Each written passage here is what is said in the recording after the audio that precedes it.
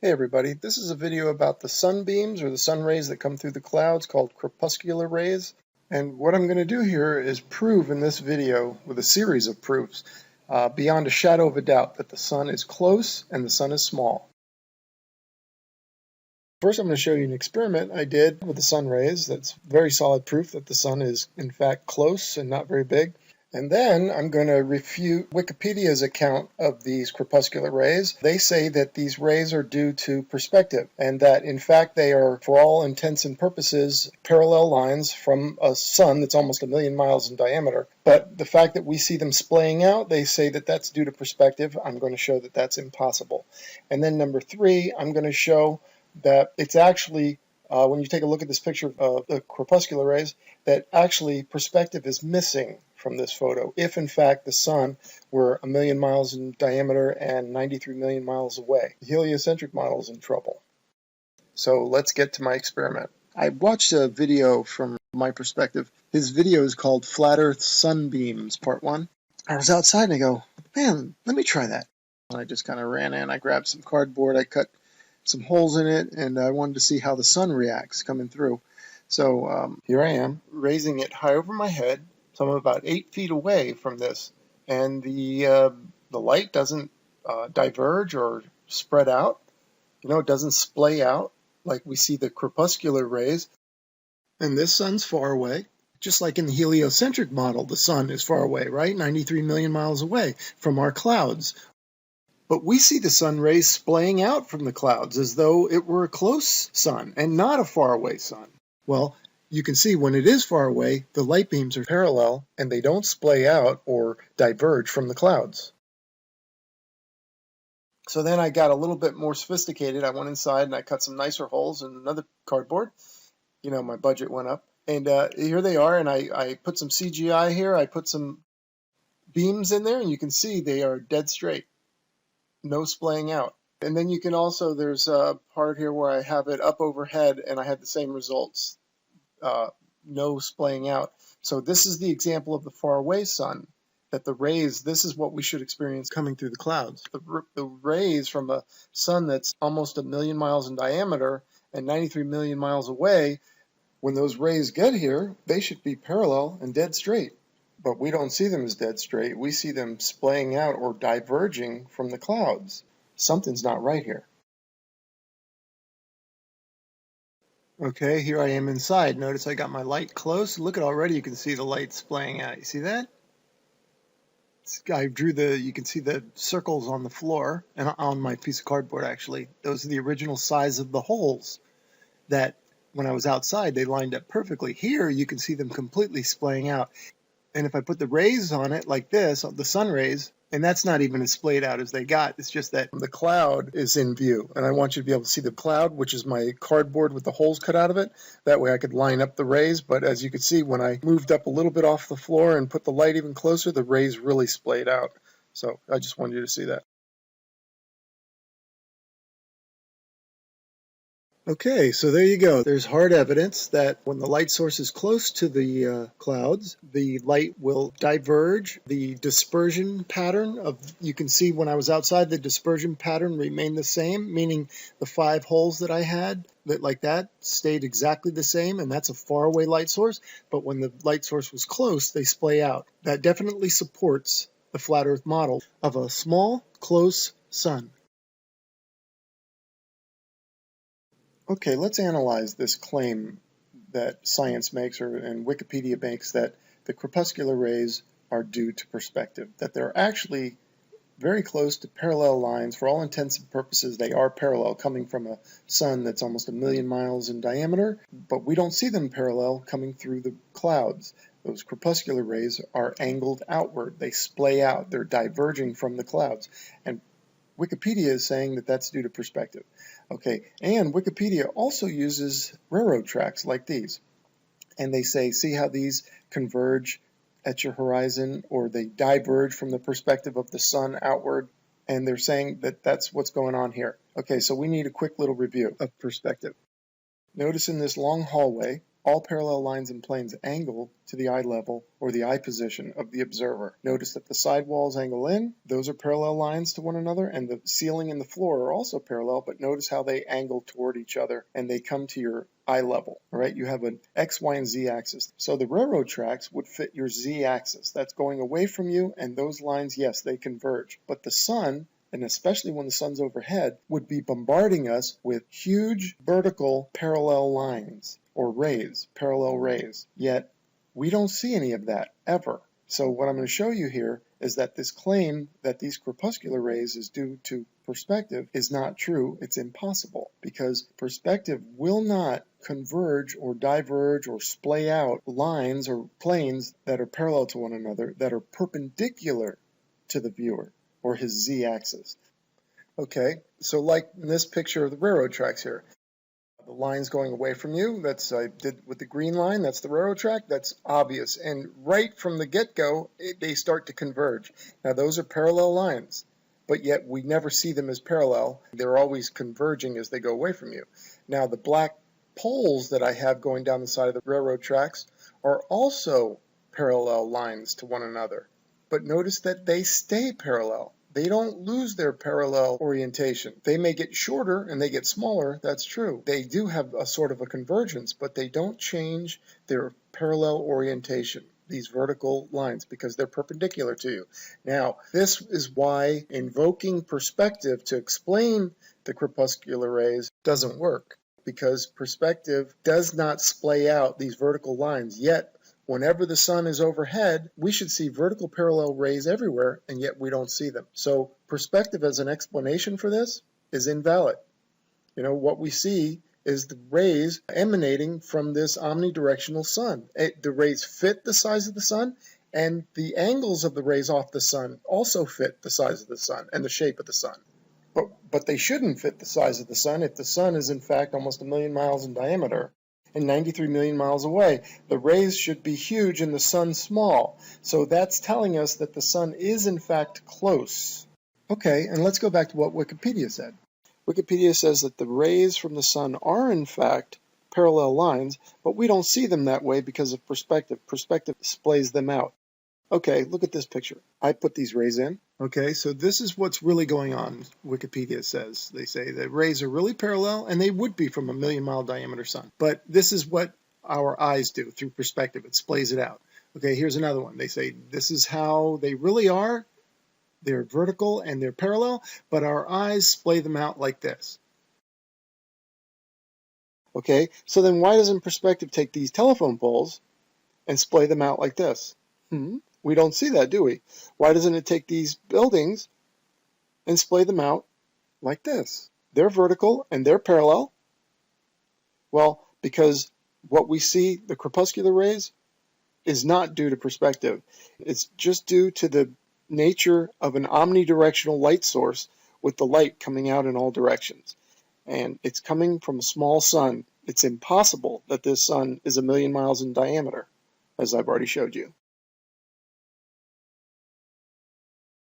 So then if it's not perspective, these crepuscular rays are not due to perspective, as Wikipedia and science in general claims they are, then what are they? Well, it's very simple. All they are is radially propagated light. Or another way of saying it, light rays emanating out from a common center, like the sun, or any light.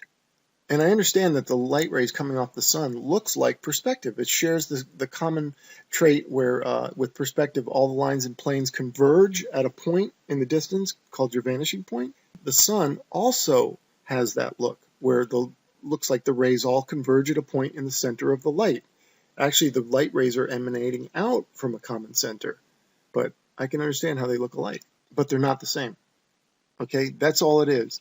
And so, as we've already proved, that perspective can't explain the crepuscular rays, because where are all the vertical parallel sun rays then? They don't exist. Okay, so next I'm going to show you with streetlights and sunlight and how they look exactly alike. Okay, let's take a look at some light rays. Let's look at how the sun and a street lamp look the same. The one on the left is a street light, and the one on the right is the sun. Okay, notice that the light source and the rays match one another. And with the street light, that light is here on Earth, right? It's right there on your street. And those rays look in proportion to that light. They're also here, right? On your street or wherever you see that light. The sun, they're telling us, is actually far away, but the light rays are close. Like when we see these crepuscular rays coming through the clouds. And did you know that streetlights also have crepuscular rays, just like the sun does? And you know what? They look identical. Let's have a look. Here on the left, that's a streetlight, and those are crepuscular rays coming off of that streetlight. And they look identical. They are in the same proportion as our sun and its rays. And you can't say that that's perspective because they're right there. And as we've seen, perspective can't explain those rays anyway. So those rays are nothing more than radially propagated light. In other words, it's light coming from a common center. That's all. And look at this one. The left one is a street light. The one on the right are the sun rays. They are both in proportion to one another. The light source matches its rays, which indicates that they're both local. Okay, and this street light is here. We know it's here, and we know those crepuscular rays are here. There's no fooling us and telling us it's 93 million miles away or a million miles in diameter. And it looks just like the sun, that they're telling us is far away and huge, and whose light rays are here, though, on the Earth.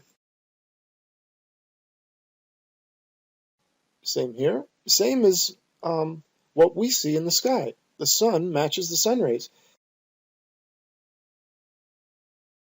But in the heliocentric model, with the sun that's 93 million miles away and almost a million miles in diameter, the rays should be completely out of proportion, like this. You know, we shouldn't maybe even see the sun. Maybe the sun should just be a blob of light on the other side of our lit-up atmosphere from these huge rays. I mean, we see the sun like it's in our atmosphere, like it's close, but it can't be, according to the heliocentric model.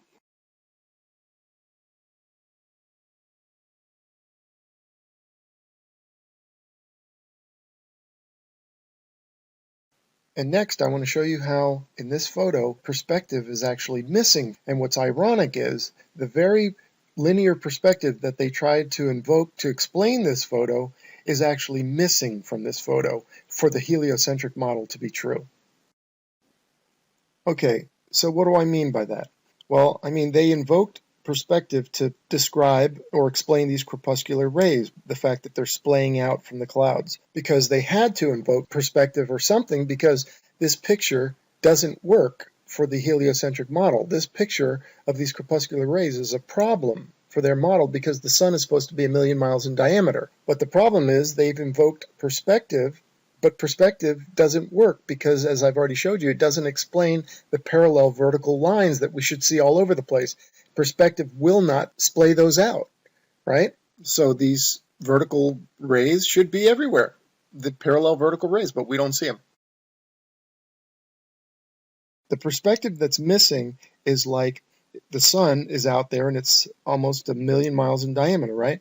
So its sunbeam, it shoots out a sunbeam, and that sunbeam is 100,000 miles wide, let's say. But what we see from here looks very small, right? But not when it gets here. When it gets here, it's going to be massive, okay? But yet, look at these sun rays coming through the clouds. They're small, they're skinny, they're tiny. They match the local sun that we see in the sky here. So that's what I mean by perspectives missing. And let me give you a couple of real-world examples to help you figure this out. Okay, now imagine you're at a football game, an American football game, and you can see the player, the quarterback, down on the field, and he's as big as a peanut, okay, on the field, even smaller. Okay, and the football is the size of a short grain of rice. And he's got this great arm, and he turns around and he throws that ball up to you in the stands, and he can throw it all the way to you. Now, I got a question for you.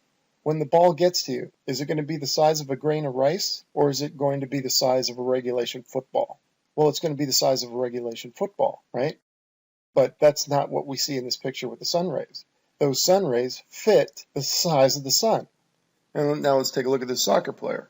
All right, for those of you who don't know American football, there, he kicks it, he's far away, and the ball gets to you, it's going to be the size of a soccer ball, right? This is proper perspective. This is the perspective we're not seeing when we look at the sun. The sun that we see in the sky is close. Okay, here's a train leaving a station far away down the tracks.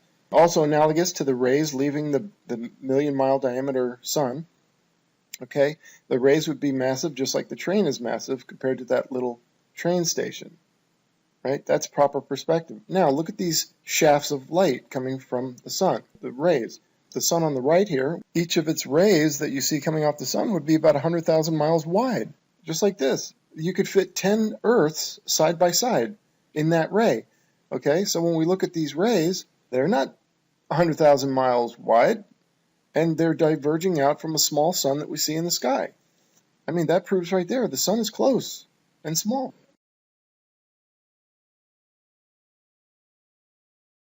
Now, I know somebody's going to seize upon this and say, hey, wait a minute, but we don't see perspective with the sun traveling over the flat Earth. We should see it shrink to a dot and disappear. We don't see that. Well, I was going to save this for another video, and I maybe still will, but let me introduce to you celestial perspective. It's different than regular perspective that we're used to every day. Regular perspective, we see a train on the tracks, and as it goes away from you, it gets smaller and smaller and smaller until it disappears. But the sun, on the other hand, is different because the sun, when it's quote-unquote next to you, is high overhead and has already experienced a reduction in size. Now, as it goes away from you, it follows the convergence lines down to your horizon, essentially keeping its same distance from you. So the two movements offset each other. The one, the sun moving away from you, and then the visually lowering as it follows the convergence lines down to your eye level horizon. Also, the sun is too big to shrink to a dot anyway, right? It's going to go below the observer's horizon before that happens. Now note this about the convergence lines. Notice that on this wall of lines, the higher up they get, the more steep they get. They orient themselves away from the horizontal and more to the vertical. So the train on the tracks, as that goes away from you, it's right on your eye level. It's actually on your z-axis. Here's a picture of the z-axis, x-axis, and y-axis. It's on your z-axis, so all you can see is the train get smaller and smaller and smaller. You can't see any movement laterally or vertically out of that plane. But the sun is different because the sun, even though it's cruising over the Earth parallel to the ground, it's on a much higher plane. So when it's overhead, it's already had a visual reduction in size. So now when it goes away from you and it follows those convergence lines down, it'll appear to be the same size because the going away and the lowering kind of offset each other. And same as this train. If you put this train high up overhead, that will cause it to already have a visual reduction in size also. So now when it goes away from you, it too will maintain its size. Kind of like if you're flying a kite, right? And you have the kite and it's a mile overhead, well, it'll appear a certain size, right? But let's say it takes a nosedive, but the string stays taut, so it goes all the way to the ground. Now it's a mile further down the road from you, but it's still the same size visually, right? So that's kind of how this works too.